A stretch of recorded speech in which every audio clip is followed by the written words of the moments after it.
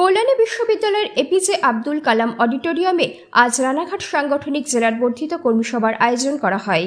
এই বর্ধিত কর্মী সভায় জেলা সভাপতি থেকে শুরু করে ব্লক টাউনের সভাপতিরা, বিধায়ক ও জেলার বিভিন্ন পদাধিকারীরা উপস্থিত ছিলেন।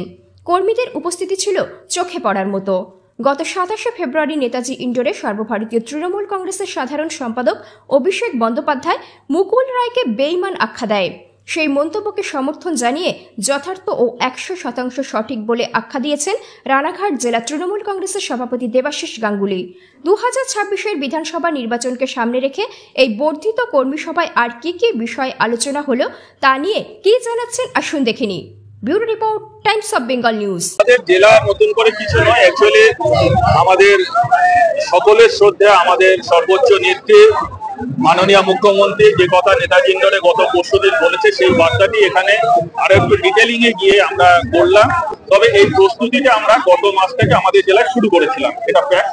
আর ভোটার লিস্টের স্ক্রুটিনির কাজটা যাতে একেবারে গ্রাসরুট লেভেলে প্রত্যেকটা জায়গায় সঠিকভাবে হয়, ঘরে বসে না সঠিকভাবে হয়, সেইটা আমরা একেবারে সুন্দরভাবে একটা ফোরাম তৈরি করে দিলাম। আজকে দিল্লির নেতারা, আপের নেতারা পর্যন্ত বুঝতে পারেননি, মহারাষ্ট্র বুঝতে পারেনি, সেটা বাংলার নেত্রী মমতা বন্দ্যোপাধ্যায়, বাংলার নেতা অভিষেক বন্দ্যোপাধ্যায়, তৃণমূল কংগ্রেসের নেতা নেত্রী, তারাই কিন্তু প্রথমে সারা ভারতবর্ষের মানুষের কাছে চোখে আঙুল দিয়ে দেখিয়ে দিয়েছে যে এইভাবে ভুতুরে ভোটার দিয়ে একটা সায়েন্টিফিক রিগিং সেখানে হয়েছে মহারাষ্ট্র এবং দিল্লির বিধানসভা নির্বাচন। জননেতা সর্বভারতীয় তৃণমূল কংগ্রেসের সাধারণ সম্পাদক অভিষেক বন্দ্যোপাধ্যায় যা বলেছেন সেটা যথার্থ এবং 100% সঠিক, এবং সেটাকে আমরা শিরোধার্য বলে।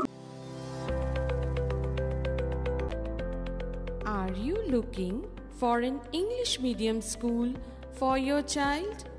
Your search is over. Kalyani Laureates would be your perfect choice. Admission is open. আজকে দেখলেন আজকের মিটিংটা 2.5 ঘন্টার একটা সভা, আমাদের একেবারে পিন্ড অফ সাইলেন্সে পরিপূর্ণ প্রেক্ষাগৃহ, সেখানে বসার জায়গায় নেই, সিঁড়িতে র্যাম্পে বসে আমাদের পদাধিকারী, সাধারণ কর্মী শুধু না, পদাধিকারী, জনপ্রতিনিধি, দায়িত্বশীল জনপ্রতিনিধি, তারা কিন্তু সিঁড়িতে নিচে ফ্লোরে বসে 2.5 ঘন্টা ধরে মন্ত্রমুগ্ধ সভাটা শুনে গেলেন, সমৃদ্ধ হলেন।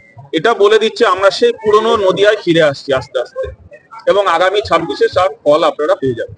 অক্সটেল ক্লাব অ্যান্ড রিসর্ট মূর্তি নদীর তীরে অবস্থিত ডুয়ার্সের মনোরম পরিবেশে থাকার একটি আদর্শ রিসর্ট। এ যেন এক প্রকৃতির কোলে অনাবিল শান্তি, যেখানে আপনি বন্ধুবান্ধব, পরিবার এবং প্রিয়জনদের সাথে একটি আনন্দদায়ক সময় কাটাতে পারেন। এখানে আপনি সমস্ত ধরনের সামাজিক অনুষ্ঠান, যেমন বিয়ে থেকে জন্মদিন, কর্পোরেট মিটিং থেকে গেট টুগেদার পার্টি, সমস্ত কিছু বন্দোবস্ত আছে, যা আপনার স্মৃতিকে স্মরণীয় হয়ে থাকবে।